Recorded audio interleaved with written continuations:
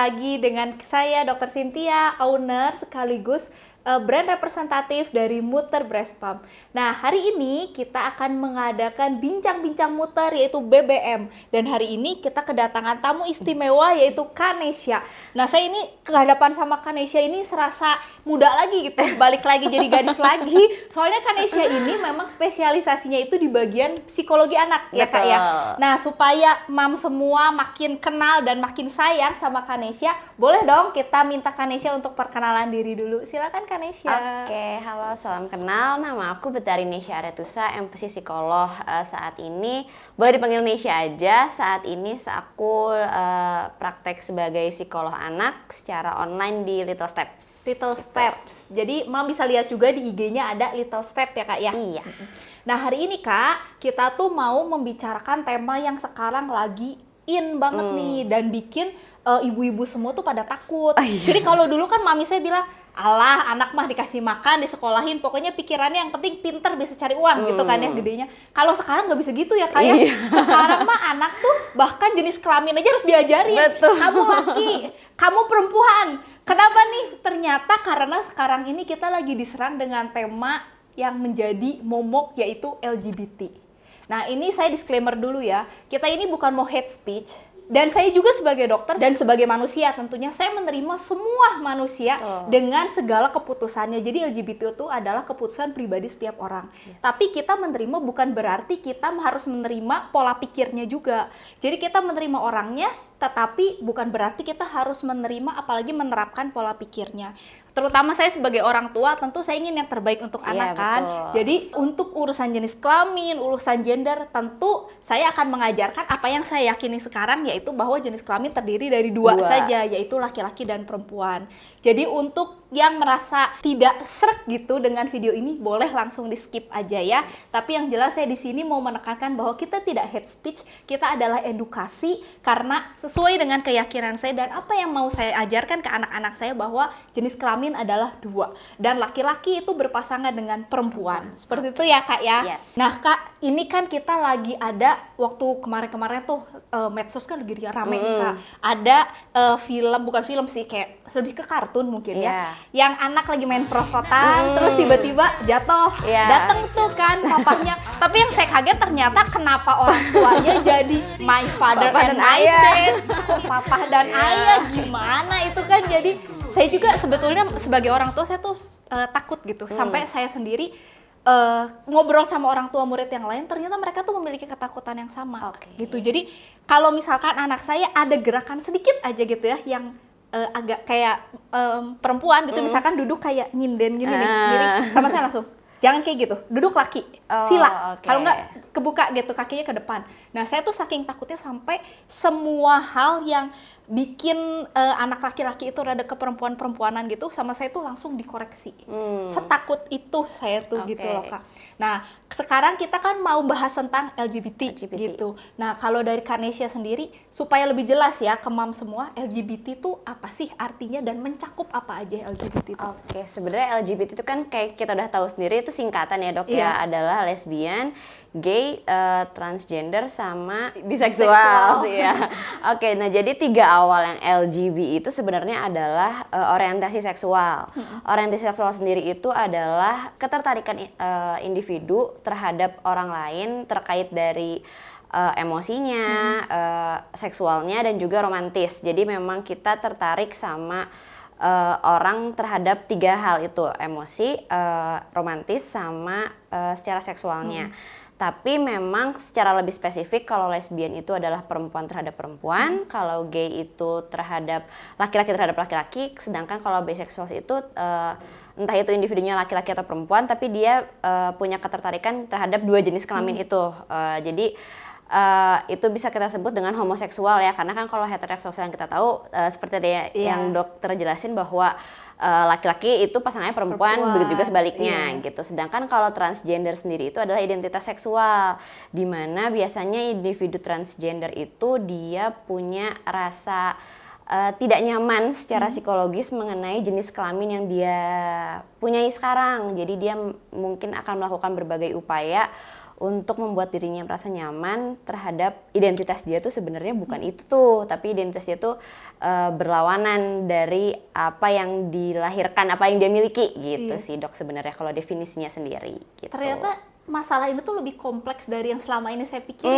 Jadi kalau selama ini saya pikirin, oh ya udah homo ya laki sama laki, lesbi ya perempuan sama perempuan gitu. Ternyata ada namanya romantis, ada seksual. Nah, kalau LGBT ini kan ternyata tadi sekompleks itu.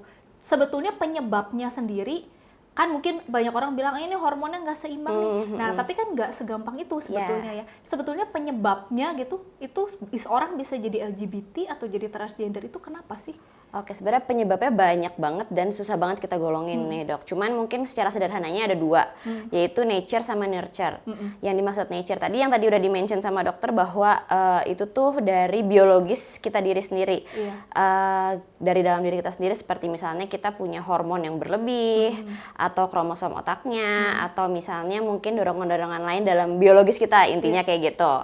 Sedangkan yang kedua itu nurture. Nurture itu baru kita lingkungan. Nah, ini biasanya mungkin bisa kita lihat dari dalam pengasuhan orang tua, pergaulan, paparan dari media sosial saat ini, itu tuh masuk ke situ juga. Jadi mungkin apakah anaknya sering nonton-nonton kayak tadi, misalnya animasi yang kita tadi bahas, jadi atau enggak, gitu ya? atau enggak mungkin pornografi dan lain-lain, itu tuh sebenarnya masuknya ke faktor lingkungan. Jadi secara garis besarnya penyebabnya itu, cuman kalau misalnya kita tarik apa sih penyebabnya, itu kompleks banget. Bisa jadi penyebab di orang A itu karena pergaulan dia, tapi dengan orang B yang pergaulannya sama, dia nggak terpengaruh tuh sebenarnya gitu. Jadi macam-macam banget dan susah banget kita plekin bahwa oh penyebabnya tuh ini nih tunggal gitu, tapi memang banyak banget gitu sih dok. Jadi multifaktorial banget ya Kak ya. Kita breakdown satu-satu ya Kak ya. Kalau dari pola asuh orang tua, pola asuh seperti apa sih yang bikin anak cenderung jadi LGBT? Oke, mungkin pola asuh orang tua lebih ke gimana kita menanggapi hal itu juga bisa. Misalnya kita sebagai orang tua, kita mewajarkan dan akhirnya menerima hal itu. Kalau kita misalnya mewajarkan dalam artian kita menerima itu sebagai manusia, itu tuh nggak apa-apa sebenarnya. Cuma mungkin kitanya lebih ke berpraktik atau kita deket banget sama lingkungan kayak gitu. Jadi anak-anaknya juga kan terpapar itu dari kecil dan ngeliat itu sebagai hal yang wajar kok. Terus kita secara mungkin kalau nilai-nilai di Indonesia, nilai-nilai masyarakatnya, nilai agamanya, dan nilai-nilai lainnya tuh nggak kita kokohin ke anaknya bahwa itu tuh hal yang benar atau salah, sesuai atau tidak sesuai dengan nilai kita.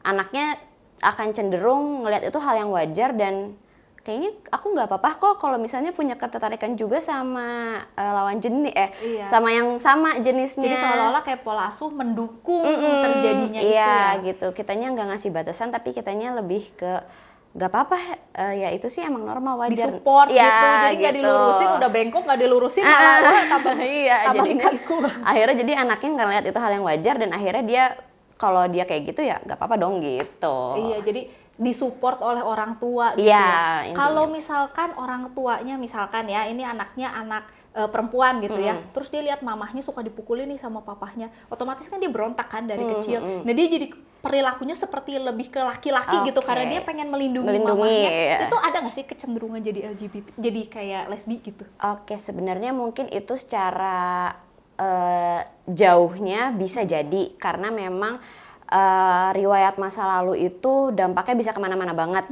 Entah itu nanti akhirnya dia bisa secara ekstrim bisa jadi lesbian itu bisa, tapi mungkin itu nggak jadi faktor tunggalnya juga ya karena kan itu kembali lagi multifaktorial dan juga seberapa intensitas dan seberapa sering dia ngalamin itu juga gitu sebenarnya. Jadi itu bisa nggak menutup kemungkinan akan terjadi tapi mungkin nggak dalam semua kasus akhirnya itu jadi penentu dia jadi lesbi gitu sih dok. Jadi nggak besar banget gitu ya perannya, ada yang iya ada yang enggak gitu, gimana bawaan anaknya sendiri gitu betul. Ya. Nah Kak masih nyambung dari tadi ya pola asuh itu ya. Nah kan kalau saya tuh pernah dengar gini, ada yang pernah bicara seperti ini di media sosial. Jadi nggak apa-apa kalau anak laki-laki tuh main permainan anak perempuan, jangan dibatasin, sebaliknya juga kayak gitu. Yang saya takutkan, jadi selama ini memang saya lebih menegaskan ke anak laki-laki. Anak laki-laki mainnya mobil-mobilan, mainlah bola. Jadi sama saya dia lesin basket, lesin sepak bola. Tujuannya supaya dia tuh lebih terarah ke bagian laki-lakinya itu, ke maskulinnya dia. Nah, tapi ada kan yang ngomong seperti itu, jadi nggak apa-apa sih, pokoknya mau main sama mainan lawan jenis pun nggak apa-apa. Saya tuh takutnya gini, saya takutnya dia tuh pas main lawan jenis dia merasa nyaman, suka happy, enjoy. Okay. Nah gimana tuh kalau misalkan udah nyaman, happy, enjoy, kan otomatis akan keterusan, dan pada saat kita mengcutnya kan itu jauh lebih susah daripada kita cegah sekarang pada saat dia mulai kan. Nah bener nggak sih kalau misalkan laki-laki itu untuk mainan anak perempuan itu nggak apa-apa, dibiarkan saja, difasilitasi saja. Nah itu menurut Kanesia sendiri gimana? Oke, sebenarnya memang tahapan anak-anak itu kan memang masanya lagi bermain ya dok ya. Jadi sebenarnya mainan itu nggak punya gender spesifik bahwa bola akhirnya buat laki-laki, boneka akhirnya buat perempuan, dan juga vice versa dan lain-lain. Cuman mungkin memang lebih fokus kita, daripada kita membatasi anaknya akhirnya mainin apa, tapi kita lebih menekankan mengenai peran laki-laki dan peran perempuan itu seperti apa sih gitu. Jadi sebenarnya kan kayak kalau anak laki-laki mau main masak-masakan nggak apa-apa sebenarnya, karena sebenarnya itu adalah life skill yang harus iya sebetulnya tiap orang punya ya. Iya gitu, kayak anak laki-laki mau dia bisa masak nggak akan itu menjadikan dia seperti perempuan gitu. Begitu juga misalnya anak perempuan yang dia suka banget basket, akhirnya dia pengen jadi atlet basket, menjadikan dia seperti laki-laki kan itu sebenarnya enggak juga gitu. Iya, dan karena di setiap permainan itu kan sebenarnya punya manfaatnya masing-masing nih dok, kayak misalnya kalau secara lebih luasnya perkembangannya gitu ya, main bola itu bagus banget nih buat melatih koordinasi visual motorik dan lain-lain. Sedangkan kalau misalnya main masak-masakan itu ada belajar tanggung jawab, motorik halus dan lain-lain. Itu kan kalau misalnya semua anak bisa ngalamin permainan itu akan jadi hal yang bagus banget gitu ya, karena dia pengalamannya juga banyak. Jadi kalau menurut saya sendiri sih nggak apa-apa mau dia mainin apapun itu. Cuma memang mungkin balik lagi ke kita menekankan mengenai perkembangan moral sih dok sebenarnya ya, perkembangan moral mengenai apa sih yang benar dan yang salah untuk dilakukan, nilai-nilai apa sih yang akhirnya kita anut dalam keluarga kita, dalam bersikap dan berperilaku itu seperti apa kayak gitu. Jadi mungkin lebih fokus ke situ yang akhirnya nanti anak itu nggak akan kebingungan bahwa oh iya ya sebenarnya aku sebagai laki-laki itu memang punya sisi maskulin dan feminim, tapi akan lebih besar di sisi maskulinnya gitu. Iya gitu. Jadi akhirnya ketika dia udah moralnya udah kokoh gitu ya, udah moralnya udah ajak dari kita sebagai orang tua, anak itu nggak akan kesulitan buat membedakan akhirnya dia berperilaku harus seperti apa sesuai nilai-nilai masyarakat dan sesuai peran fungsi dia sebagai laki-laki gitu sih dok sebenarnya. Jadi kalau untuk permainan misalkan yang lebih spesifik ya, dandan-dandanan, kitek-kitekan. Jadi kalau misalkan anak laki saya, dedenya kan perempuan nih, main kitek, main dandan kan, pasti anaknya mainnya bareng kan. Nah itu kita biarkan saja, tapi yang penting sama kita dijelaskan gitu ya, kayak bahwa ini tuh memang permainan anak perempuan dan itu kamu boleh adalah banget. laki gitu. Kalau laki gedenya nggak seperti ini, nggak pakai dandan-dandan kayak gini mungkin gitu kamu dampingin adik aja main kali ya gitu. Jadi coba kutekin adiknya gitu, atau mungkin kamu mau coba, cuman ini memang warnanya terang ya, dan seperti lain-lain gitu. Jadi kayak menjelaskan bahwa memang itu buat secara tersirat tuh buat anak perempuan gitu. Soalnya ini pembelajaran buat saya juga nih Kanesha ya. Soalnya saya kan memang strict gitu ke anak ya. Sampai saya juga menekankan ke anak ya warna pun bergender gitu. Jadi sampai anak saya tuh sekarang sukanya hitam sama hijau tentara. Saking karena saya jelaskan anak laki-laki tuh nggak pink ya. Anak laki-laki tuh sampai oranye juga saya. Jadi yang cerah-cerah yang pastel-pastel gitu sama saya jarang gitu. Pokoknya ini mah punya anak perempuan, punya dedek ya gitu. Kamu yang lebih gagah gitu. Jadi dia sukanya Batman, sukanya tentara yang lebih ke maskulin gitu. Dan itu buat saya lebih merasa aman. Oh, nih anak memang ternyata udah maskulin gitu. Nah, kalau dari Kanesia sendiri, kan Kanesia nih bergelut tuh di bidang anak kan banyaknya. Kalau Kanesia lihat ya dari anak-anak, ada nggak sih gejala yang anak-anak sebetulnya udah tunjukin dari awal, dari dia masih kecil, kalau dia tuh bakal nanti gedenya cenderung jadi LGBT? Ada nggak sih yang Kanesia bisa perhatiin gitu dari anak, diciriin gitu? Oke, sebenarnya mungkin balik lagi ke yang tadi udah dokter mention di awal bahwa saat ini tuh LGBT tuh nggak jadi masuk ke gangguan nih dalam dunia psikologi, karena kita ngelihatnya hal yang menjadi gangguan di individu adalah mempengaruhi keberfungsian. Tapi kalau kita lihat bahwa orang-orang LGBT itu sendiri gak sama sekali terpengaruh dalam hal keberfungsiannya. Dalam artian dia secara karir, secara kehidupan dan lain-lain itu maju aja gitu ya. Sukses-sukses aja iya, gitu sukses ya. aja. Jadi akhirnya dari APA juga, American Psychologist Association itu sendiri gak masuk lagi tuh bahwa LGBT itu adalah gangguan. Jadi mungkin kalau dibilang gejalanya apa, itu akhirnya tidak dipeta-petakan sama psikolog itu sendiri karena memang itu bukan gangguan sehingga nggak ada severity levelnya gitu. Iya, jadi nggak ada gejala awalnya tuh sebenarnya ini nih, akhirnya nanti dia bisa mengarah ke sini gitu. Cuman mungkin kalau misalnya kita lihat dalam kehidupan sehari-hari, kayak anak-anak yang mungkin udah ngerasa sebenarnya kalau misalnya anak-anak ngerasa dia perlu explore, penasaran nih kalau aku pakai gitu, setelan kayak gini ya, rok. sebenarnya emang kenapa sih gitu. Itu mungkin akan jadi hal yang wajar karena anak itu emang ada di tahap eksplorasi gitu ya. Cuman mungkin bisa kita lihat dari intensitasnya dan frekuensinya bahwa kok dia jadi agak sering nih ya penasaran dengan heels mamahnya misalnya gitu ya. Akhirnya dia mulai pakai. Kalau misalnya pakai sekali 2 kali kan mungkin dia hanya explore, tapi mungkin kalau misalnya jadi beberapa kali dan jadi sering dan jadi lama, itu mungkin bisa jadi pertanda-pertanda juga apakah dia emang mungkin ngerasa lebih nyaman kali ya dalam bersetelan seperti itu. Nyaman gitu. Apakah dia memang lagi explore aja atau mungkin dia kok jadi kayak tertarik ya ngelihat heels mamahnya doang, kok kayaknya lucu banget. Gitu-gitu sih, Dok. Gitu jadi sebenarnya. takutnya dari nyaman jadi tuman gitu kan. Terus kan Iya, akhirnya benar. Jadi kalau misalkan anak sebetulnya kalaupun dia misalkan anak laki-laki pakai rok sekali doang, mungkin dia pengen tahu doang. Tapi kalau misalkan udah mulai rutin, udah mulai lama, nah itu kita udah harus warning sign. Iya, gitu. Nah, itu kalau misalkan udah kayak gitu, itu langsung kita bawa cepet-cepet ke psikolog supaya dievaluasi atau nggak apa-apa lah, mungkin masih ada waktu tunggu kira-kira sebulan, 2 bulan gitu. Oke, sebenarnya mungkin tindakan pertama jangan malah jadi dibawa panik ya, karena takutnya anak kalau misalnya dideketin terus langsung sebenarnya kayaknya kita perlu ketemu psikolog dan lain gitu kan mungkin, atau tiba-tiba dia diajak ketemu stranger sebagai psikolog gitu, mungkin takutnya dia nanti jadinya malah menarik diri nih, jadi kayak itu tuh ternyata aku harus ngelakuin itu sendirian ya, nggak perlu di depan mamah ya dan lain-lain gitu kan, itu malah jadi yang malah jadi yang lebih kita khawatirin kan, malah jadi bahaya. Nah, jadi mungkin sebenarnya kita bisa tanya-tanya dulu aja ke anaknya, diskusi, ajak, kenapa kamu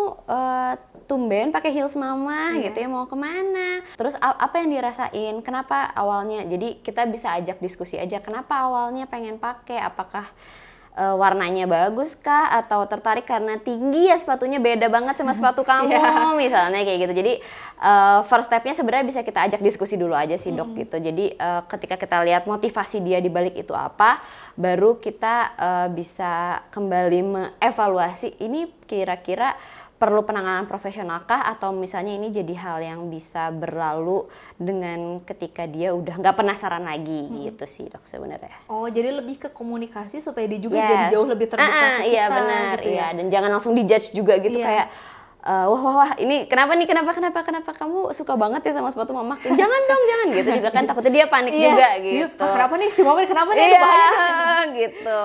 Gitu nah, kalau misalkan tadi anaknya ternyata kok rada sering nih, kok jadi dia kayak ngerasa nyaman nih di baju lawan jenisnya atau di permainan lawan jenisnya.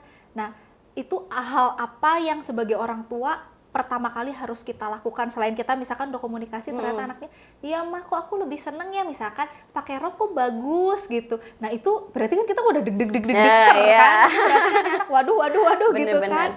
Nah, itu kita sebagai orang tua jadi kayak pengobatan atau penanganan apa yang pertama kali harus kita lakukan? Oke, sebenarnya anak itu masih boleh banget dibilang boleh dan tidak boleh. Jadi kan mungkin tadi dokter juga kan suka ngasih tahu ini jangan kayak gini, gini. Tapi ada beberapa orang tua tuh jangan ngomong jangan sama anak gitu ya. Malah nanti anaknya penasaran, malah nanti anaknya sembunyi-sembunyi. Tapi sebenarnya anak itu masih butuh bantuan kita sebagai guidance. Kita tuh harus ngapain gitu ya. Apalagi tahap perkembangan moral anak itu itu kalau usia belasan ke bawah itu memang masih perlu dipandu banget sama kita. Jadi sebenarnya nggak apa-apa untuk kita say no, say ini tuh sebenarnya kurang bagus nih, kurang cocok nih dipakai sama laki-laki. Ini tuh sebenarnya pakaian untuk anak perempuan ya. Itu tuh sebenarnya nggak apa-apa banget. Jadi kan akhirnya dia punya framework bahwa oh iya ya, setelan anak perempuan tuh seperti ini, setel anak laki-laki tuh seperti ini, yang sehingga aku tuh pakaiannya seperti ini. Itu tuh nggak apa-apa banget sebenarnya untuk dituntun, karena anak juga kan pengambilan keputusannya masih nggak semateng kita gitu kan. Jadi dia masih butuh guidelines betul, panduan kita iya sebetulnya. gitu. Jadi nggak apa-apa dong kalau misalkan kita bilang anak laki tidak pakai anting, karena anting tuh perhiasan untuk wanita. Betul, misalkan gitu itu nggak apa-apa kan sebetulnya ngomong kayak gitu. Jadi memang ada panduan-panduan tertentu yang nggak apa-apa kalau kita terapkan ke anak. Iya, gitu. Karena kita kan itu fungsinya malah kita sebagai orang tua ya dok ya gitu. Jadi malah kita akhirnya bisa nge-guide mereka untuk jadi berperilaku yang memang sesuai dengan peran dan fungsi sesuai gendernya dan juga nilai-nilai masyarakat Indonesia gitu sebenarnya. Maksud saya jangan sampai kita kebablasan gitu, anaknya keburu jauh, bebas-bebas aja. Susah nih nariknya lagi kan. Iya bener banget dok. Kan kalau misalkan main ke laut udah sampai ke tengah kan udah lagi udah susah gitu loh. Gitu. Oke, nah kalau misalkan kita udah lihat nih ya tanda-tanda, kapan sih kita harus bawa ke psikolog, memang ini harus banget nih dibawa ke psikolog karena tanda-tandanya tuh udah menjurus banget. Nah tanda-tanda itu yang menjurus banget sampai jadi red flag kita harus ke psikolog itu kapan? Sebenarnya ketika kita lihat intensitas, durasi, frekuensi, itu 3 hal itu sih dok.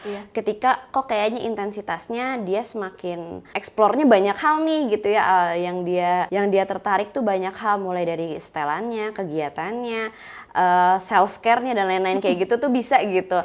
Terus dari durasinya juga dia tuh pakai sepatu heels mamahnya, padahal sakit berat tapi kok kayaknya dia betah-betah aja gitu ya.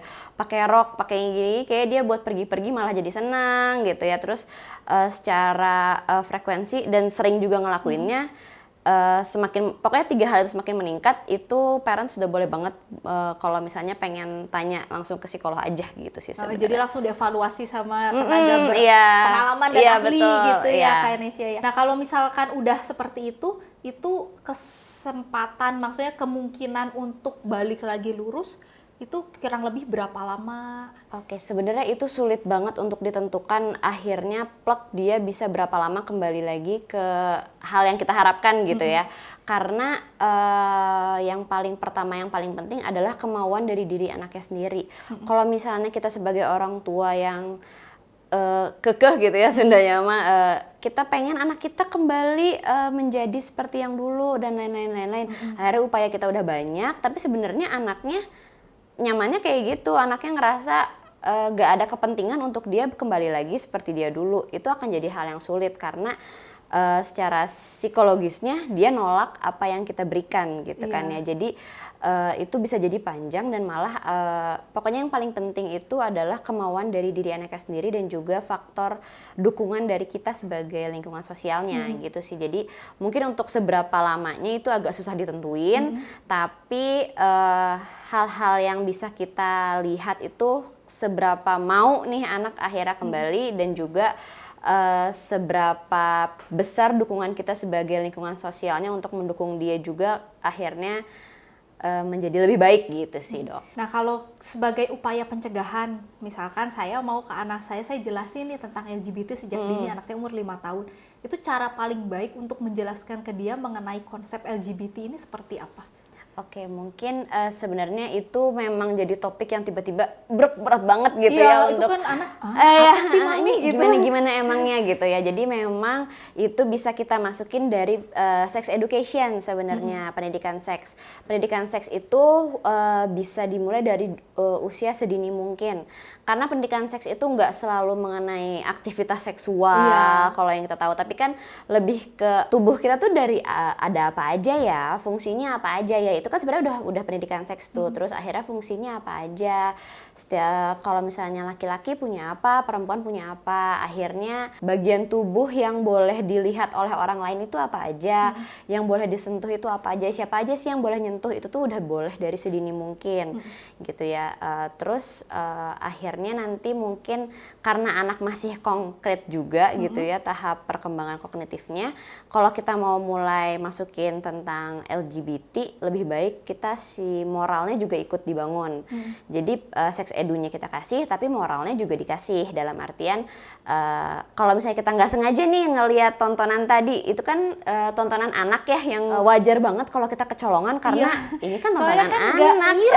Iya, sih udah masuk ke kartun gitu loh. Secara parental guidance-nya dia usianya memang sesuai dengan anak kita gitu ya. Jadi akhirnya kita lepas dan ternyata berbeda nih sama nilai kita. Nah, itu bisa jadi bahan diskusi sebenarnya buat anaknya.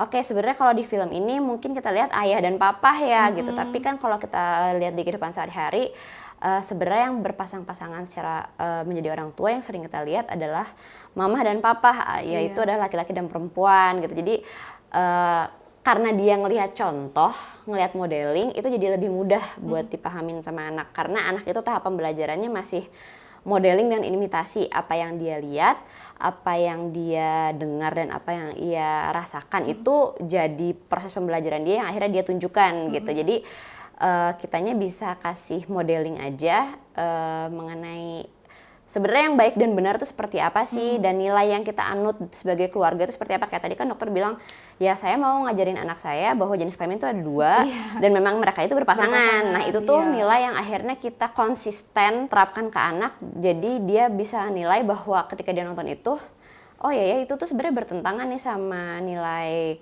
keluarga aku, bahwa sebenarnya itu kurang tepat buat dilakuin.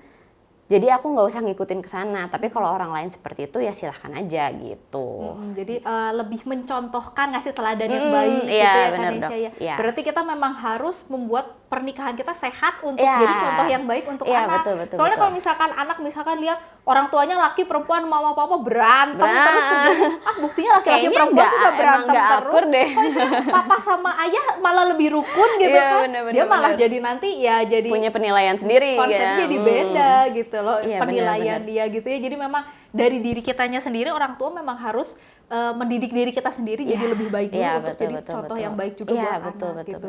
Nah kan kalau misalkan ya, kan kalau di kita di timur ya, di Indonesia maksudnya di lebih ke daerah timur gitu, itu kan memang LGBT ini kan memang belum sevulgar di barat kan. Tapi kalau di barat kan ibaratnya mereka antara laki-laki dan antara perempuan gitu kan, masing-masing mereka bisa kiss di tengah jalan gitu kan, mereka lebih terbuka. Nah kalau misalkan ternyata anak kita terlanjur lihat, jadi kok itu om sama om kiss gitu kan, kok itu tante sama tante kiss, itu kita cara jelasinnya gimana, bahwa kan nggak mungkin kita frontal, nggak boleh itu nggak bagus gitu kan, itu berdosa gitu kan, nggak mungkin kan. Nah itu kita cara jelasin yang baik ke anak ini supaya anak ini juga jangan jadi benci ke golongan seperti itu gimana gitu. Oke, sebenarnya dengan paparan kayak gitu kita nggak bisa selalu melihat bahwa itu kita harus ngehindarin nih anak buat ngelihat kayak gitu, karena sebenarnya mau nggak mau dengan berkembangnya dunia ini yang di luar kontrol kita, kita nggak bisa selamanya tutup mata ya dok ya pasti itu kecolongan dan lain-lain itu udah deh, itu sih harus kita ikhlasin lah ya dok. Dan kita kan nggak bisa 24 jam anak ini dilihatin. Iya benar. Jadi sebenarnya kita bisa ambil sisi positifnya bahwa anak itu akan belajar diversity, dalam artian bahwa setiap orang itu emang berbeda-beda, gak cuman dari jenis kelaminnya, tapi ternyata juga orientasi seksualnya gitu ya. Jadi gak apa-apa kita kenalin bahwa jadi sebenarnya di dunia ini tuh memang ada yang disebut dengan LGBT. LGBT itu apa? Kita bisa jelasin aja, misalnya kayak om itu sama om itu tuh mereka memang punya hubungan satu sama lain, kayak mama sama papa kayak gitu. Jadi memang kita jelaskan bahwa karena kita nggak bisa ngejudge itu benar atau salah sebenarnya kan ya, dalam penilaian mereka. Iya. Jadi bisa kita bilang bahwa itu tuh memang hak semua orang untuk menjadi seperti itu. Bahwa akhirnya mereka merasa ketertarikan mereka seperti itu, nggak apa-apa, itu keputusan mereka. Jadi memang ada nih orang-orang kayak gitu. Akhirnya kan dia jadi aware bahwa oh ya di dunia ini tuh ada yang namanya LGBT, bahwa mungkin aku lagi jalan-jalan ngelihat om sama om kissing tuh menjadi hal yang nggak harus dimarahin, di stop yang kayak kok gitu nggak gitu juga. Tapi memang oh iya, tandanya memang mereka itu tertarik satu sama lain dan ya udah, it's okay for them. Tapi buat aku saya, gitu. buat aku nggak usah dicontoh nih dok, gitu. Jadi buat aku hubungan itu memang tidak seperti itu gitu. Tapi bukan berarti kita menjadi benci dan menolak jadi homofobik gitu, enggak. Tapi kita lebih bisa mengajarkan bahwa diversity itu ada, orang tuh bermacam-macam. Akhirnya dia jadi bisa respect ke orang lain dan diri dia sendiri juga, bahwa oh ya aku tuh oh ya orang tuh kayak gini, saya merespect dia putusan kayak gitu, tapi aku sih kayak gini karena tadi penanaman moral tadi dari kita udah udah kokoh bahwa nilai-nilai yang dia anut tuh seperti ini. Jadi ya udah gitu, nggak apa-apa, yang akhirnya malah dia jadi bisa respect sama dunia gitu sih dok. Jadi nggak apa-apa saya menghargai ada orang-orang dengan kelompok LGBT, tetapi itu gaya hidup itu bukan untuk saya gitu ya. Betul. Yang saya pengen kan seperti itu. Jadi ya nggak apa-apa orang lain seperti itu, ya saya mah kayak gini aja sendiri gitu. Saya punya gaya hidup saya sendiri, saya punya keyakinan saya sendiri gitu. Nah jadi emang pendidikan moral tuh lumayan harus kokoh di awal dulu nih gitu sih dok. Iya, jadi agama, moral itu memang di usia dini anak tuh paling penting ya, sebelum mereka menghadapi dunia.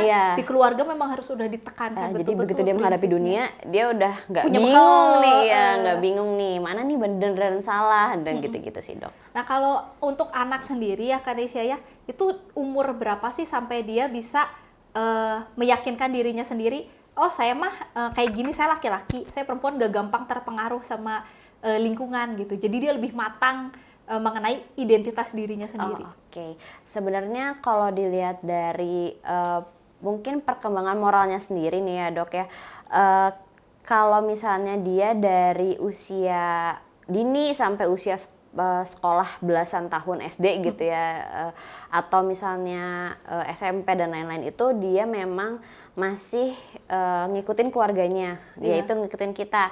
Oh ya ini tuh benar, ini salah, ini tuh udah menjadi hal yang kurang wajar dan gak harus aku ikutin. Tapi kalau misalnya udah mulai masuk ke remaja menuju dewasa, itu jadi lumayan anak itu pengen explore gitu, dalam artian dia kan ketemu pergaulan baru nih ya dok ya, ketemu teman-temannya di kampus, ketemu ngobrol sama orang banyak, pergaulannya makin luas, makin expand, sehingga dia itu akhirnya jadi semakin tahu oh iya ya, ternyata teman aku punya nilainya beda nih sama aku, dan aku agak penasaran nilai ini tuh sebenarnya cocoknya di aku atau aku lebih cocok sama nilai keluarga aku ya. Itu tuh jadi hal yang wajar banget untuk dia eksplorasi. Jadi mungkin kita suka ngeliat di situ agak goyah nih, remaja-remaja tuh ya, agak kemana-mana. Kalau kita sebagai parents kan deg-degan banget ya, kayak aduh ini pergaulannya udah bener belum ya gitu. Padahal itu dia memang lagi masa eksplorasi dan mencari jati diri dia. Makanya kita sering dikasih tahu kan, ya namanya juga anak muda lah, lagi cari jati diri gitu ya. Nah itu tuh bener banget. Padahal justru itu kritis banget kan di masa-masa gitu. itu kan. Jadi mungkin kalau misalnya tadi dokter pertanyaannya lebih ke kapan nih mereka kokoh, nah di usia itu tuh mereka lagi senang explore nih, bimbang-bimbangnya gitu. Jadi makanya di situ peran orang tua akan jadi warna-warni banget, bahwa kita nggak bisa lagi jadi guru buat mereka, tapi kita harus jadi teman gitu dok. Dalam artian gimana nih akhirnya kita ngajarin dia untuk menerima nilai dari orang lain, tapi bisa ngebuang yang kurang cocok sama kita gitu sih dok. Tapi kalaupun misalkan udah lewat masa itu, kalau misalkan dia terpapar lingkungan yang gak sesuai terus, tapi tetap bisa terpengaruh ya? Sebenarnya kalau terpengaruh nggak terpengaruh balik lagi ke individunya. Cuman selama dia sebenarnya punya nilai yang kokoh, itu akan jadi hal yang sulit gitu sebenarnya buat ditembus gitu. Kecuali kalau misalnya dia tiba-tiba punya pengalaman yang ekstrim, misalnya pengalamannya negatif banget yang akhirnya benar-benar nge-switch nilai dia itu bisa banget gitu sih dok sebenarnya. Jadi memang kita benar-benar sebagai orang tua harus ini banget ya, harus hati-hati dan harus harus mau terjun langsung ke anak kita. Dan benar-benar jadi orang tua tanggung jawabnya berat banget ya, bukan cuma sekedar ngegedein, benar-benar terlibat di dalam perkembangan si anaknya. Apalagi kalau misalnya dari awal moralnya nggak kokoh, kita susah banget untuk nge-maintain ngawasin anak 24 jam gitu ya. Terus moralnya nggak kokoh itu pasti ya deg-degan juga gitu ya kita sebagai orang tua.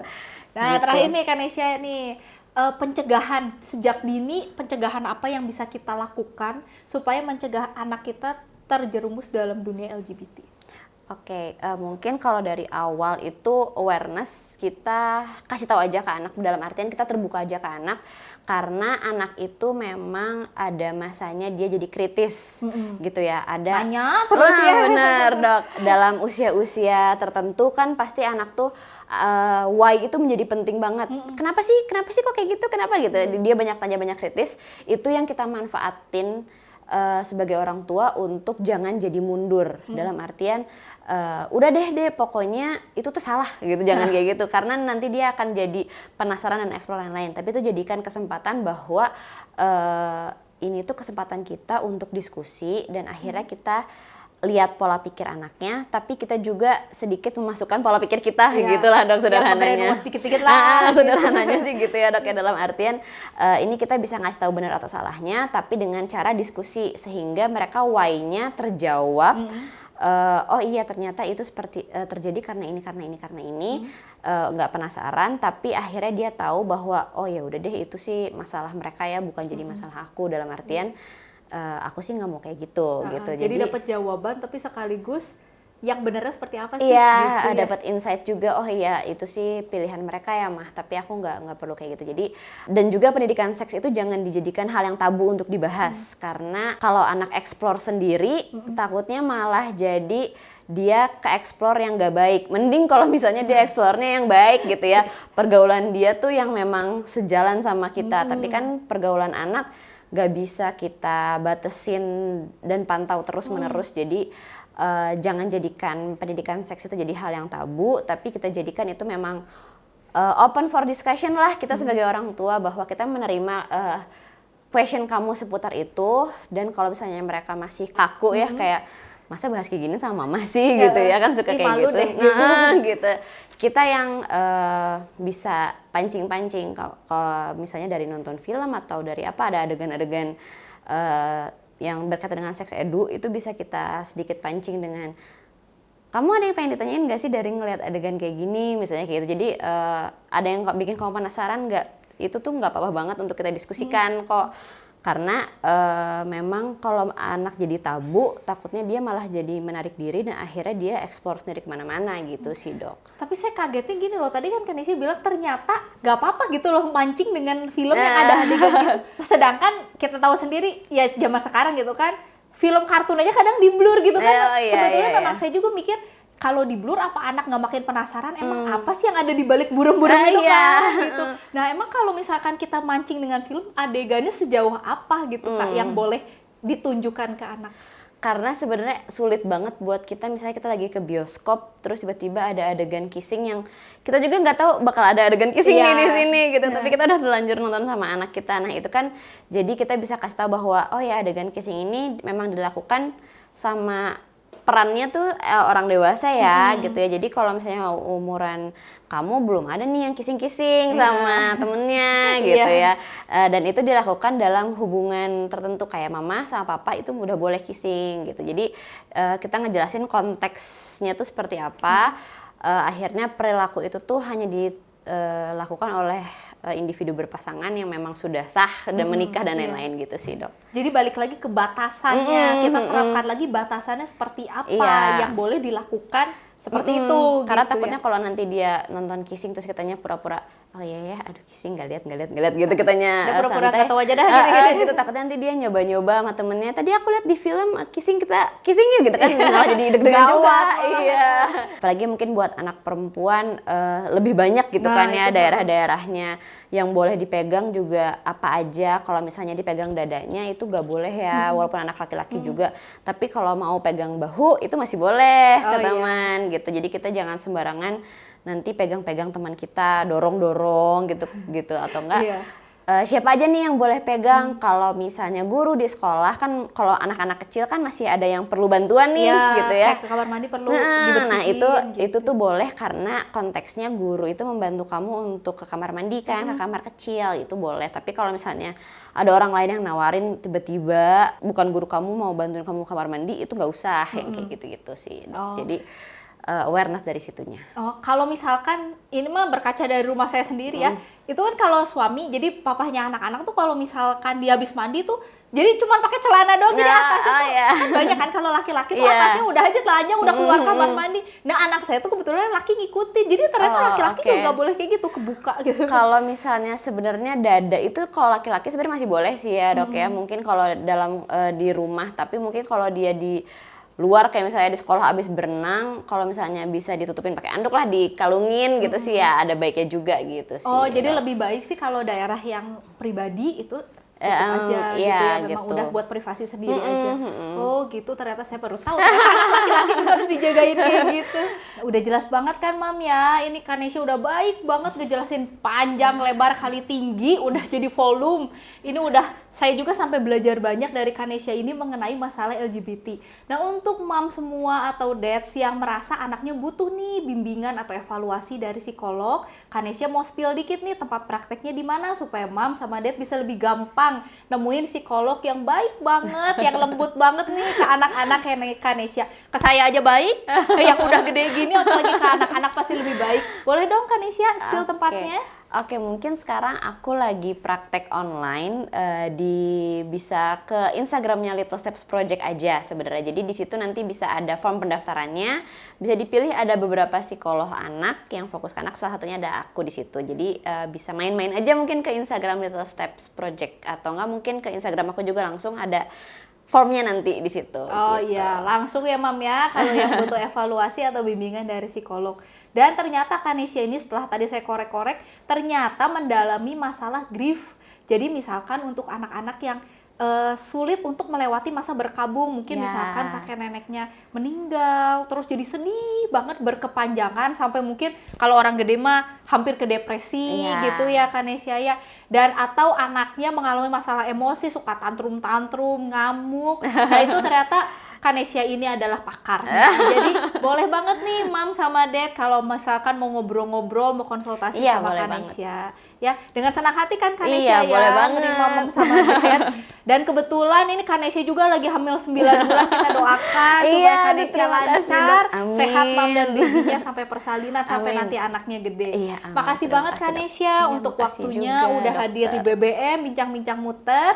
Nah untuk Mam dan Dad semua, sampai jumpa lagi di acara BBM selanjutnya dengan tema yang lebih menarik lagi. Bye-bye Mam, bye-bye Dad.